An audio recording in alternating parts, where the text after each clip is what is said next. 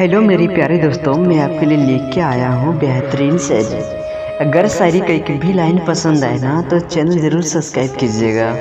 तो चलो शायरी स्टार्ट करते हैं। आंसुओं तले मेरे सारे अरमान बह गए, आंसुओं तले मेरे सारे अरमान बह गए, जिनसे उम्मीद लगाए थे वही बेवफा हो गए।